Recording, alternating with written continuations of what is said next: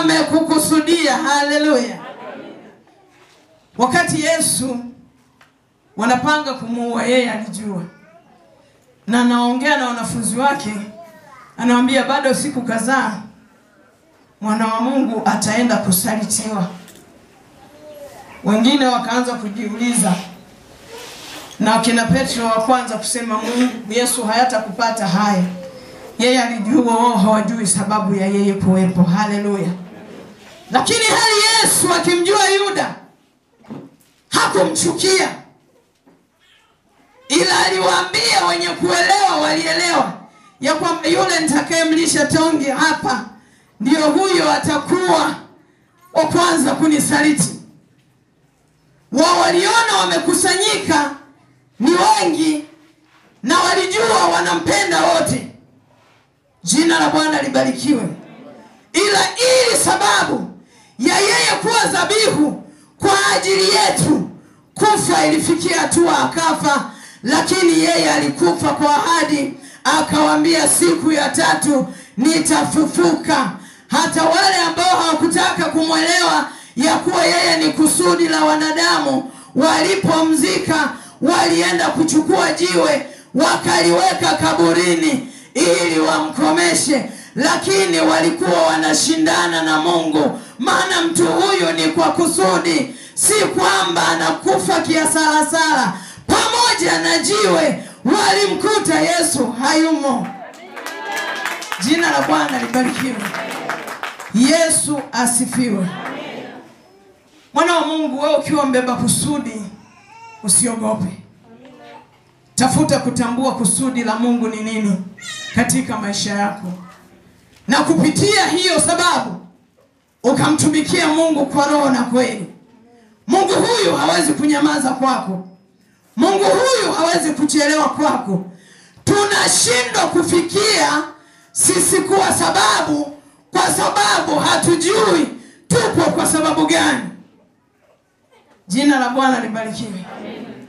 Ngoja niwape habari za baba mmoja. Najua mnapenda story. Baba mmoja, Mungu akiwa amesema yeye atamtumikia na baraka zake zitatoka madhabahuni. Haleluya.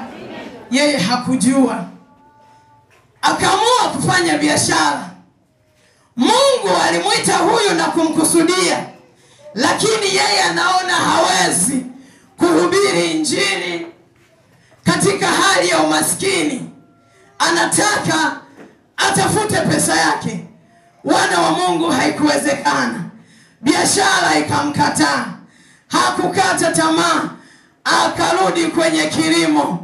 Mwana wa Mungu aliwahi kulima, mvua ikakataa. Kwa nini imekataa? Mazingira yamevamiwa na mtu ambaye amebeba kusudi. Mungu hataki yeye alime. Mungu anataka aihubiri injili, na kupitia yeye wagonjwa wakapone, roho za watu zijengwe, walioko kule warudi zizini kwa Mungu kupitia sauti yake. Lakini anajichanganya, akaenda kulima mbuga. Hata mbegu haikutoka. Haleluya. Ungepunga mkono kama haujalala. Jina la Bwana libarikiwe. Hakukata tamaa, akaamua kuhamia kwenye matikiti. Akipiga hesabu, anajua hapa kuna utajiri. Sasa hapo ndipo ataweza kumtumikia Mungu. Mungu anaangalia kwamba anajua huyu hajanielewa bado. Nilimwambia akinitumikia kumbariki nitambariki, na atakao wabariki nitawabariki. Ngoja nimwelekeze. Matikiti yanaiva na kuoza hapo, na mengine fisi. Mungu akawaandalia wapate chakula. Kwa sababu hakujua sababu ya yeye kuwepo na yeye kuwa na maisha mazuri. Haikuwa kwamba paka aende shambani. Mungu alimwelekeza. Na mimi nikajifunza kupitia baba huyo. Amina. Piga makofi sasa, maana unafurahi.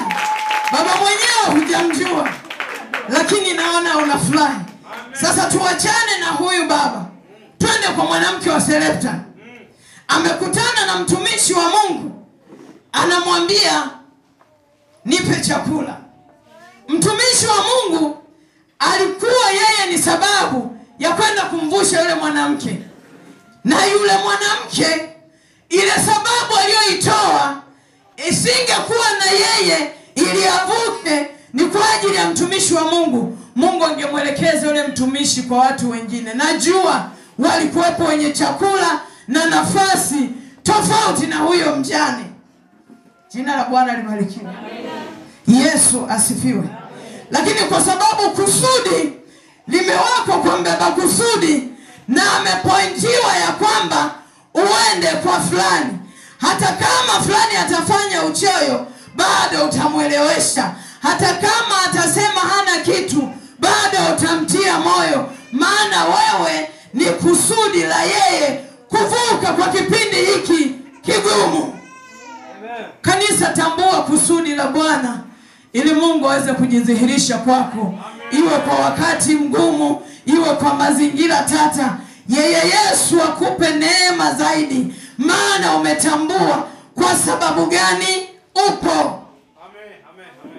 Hata kama utapoteza uelekeo, lakini ukilijua kusudi, ukanyenyekea mbele za Mungu, Mungu anainua malaika, na wale malaika watakutia nguvu ili wakusogeze, maana wewe umefanywa hapo kwa ajili ya sababu ya utukufu wa Mungu mwenyewe. Jina la Bwana libarikiwe. Yesu apewe sifa. Mbeba kusudi hafi mpaka lile kusudi litimie.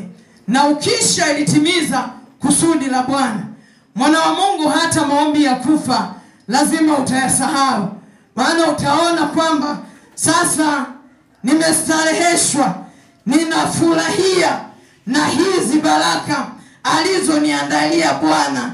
Ngoja nikwambie, unafikiri wakati yule Yusufu amekuwa waziri mkuu, ninajua changamoto za ndugu zake alizisahau, zilikuwa zinamtia uchungu, lakini ile raha ya kutumiwa na Mungu ilikuwa inamfanya aendelee kuwakumbuka na kuwafadhili, akijua hawakujua kuwa mimi ni sababu ya wao leo kuvuka katika kipindi hiki cha njaa. Haleluya, haleluya, jina la Bwana libarikiwe. Sasa ukisha kujua kusudi, nyenyekea, usilete kiburi, usilete kisasi, simama kwa zamu yako. Mungu ndiye atakaye kutetea na kukuinua.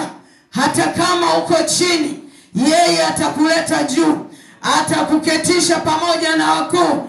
Na Mungu huyu tunayemwabudu leo, ikiwa tumebeba kusudi lake, atatuinua, atatuketisha mahali pa wakuu. Tutasahau adha za gerezani, tutasahau adha za utumwani, tutasahau hata dharau ya adui aliyokudharau wakati ule. Naomba usimame.